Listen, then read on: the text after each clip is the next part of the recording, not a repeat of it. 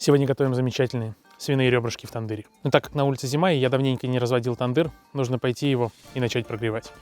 Привет, красавица. Рожек начнем с бумаги и небольших щепок.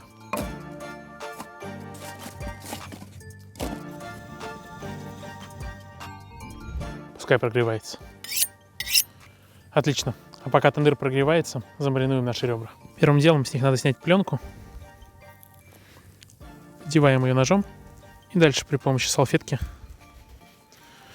убираем ее с костей.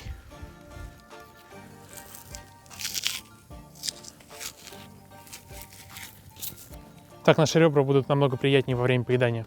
И снимаем с них шкуру.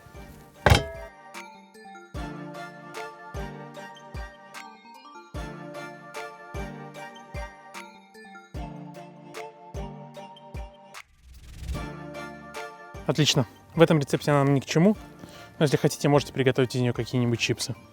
И ребра разделим на две части, чтобы их было удобнее запекать. Прямо пополам.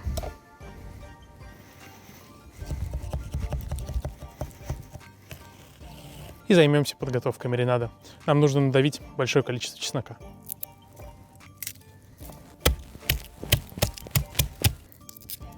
И мелко нарубить.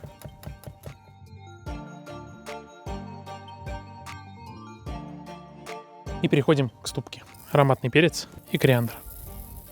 И все хорошенько растереть. И добавляем хорошее количество соли. Сюда же отправляем мускатный орех и наш чеснок. И немного перетираем все вместе.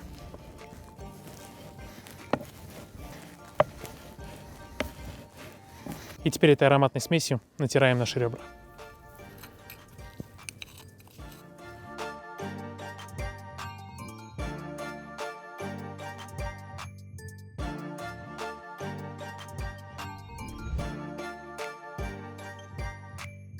А для того, чтобы специи лучше раскрывали свой аромат и у мяса получилась замечательная корочка, слегка смажем растительным маслом.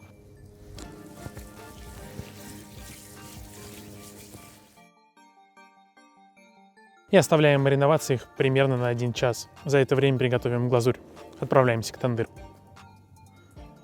Для ребер мы будем готовить вишневую глазурь с добавлением джина. Мне нравится можжевеловая нотка, которую он добавляет. Отправляем свежемороженую вишню в казан. Если сока недостаточно, можно добавить воды. Сюда же отправляю коричневый сахар, немного соли, сок из половинки лимона, немного сладкой паприки и джин, буквально 50 мл. И помешивая, дадим немного увариться.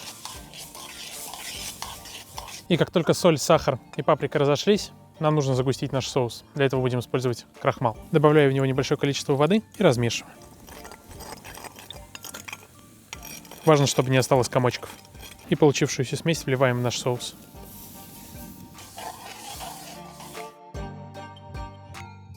Соус довольно быстро начинает густеть. Уваривать его сильно нет необходимости. Во время застывания он еще сильнее загустеет.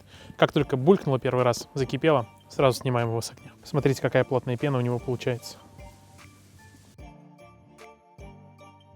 Остается дождаться, чтобы тандыр еще хорошенько прогрелся, а наши ребра промариновались.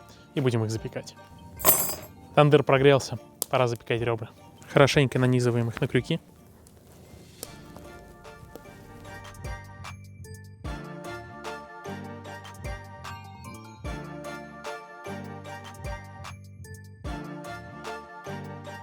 Запекаться наши ребра будут примерно 1 час. Ну что, друзья, время нас торопит, уже темнеет.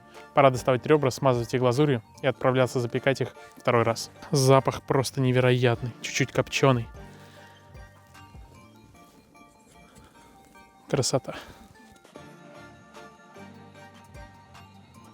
Тандыр разгорается, приступаем к глазировке. Смачиваем кисточку в нашем замечательном вишневом соусе и покрываем ребра.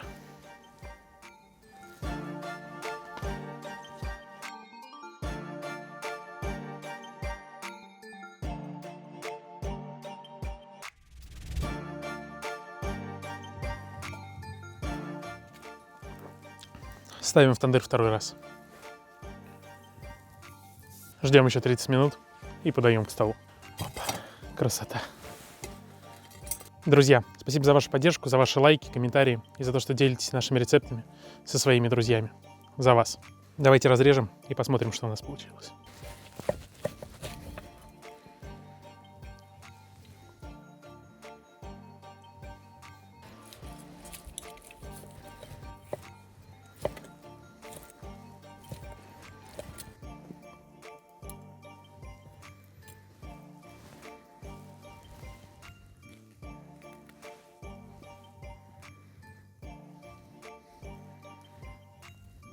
Давайте пробовать.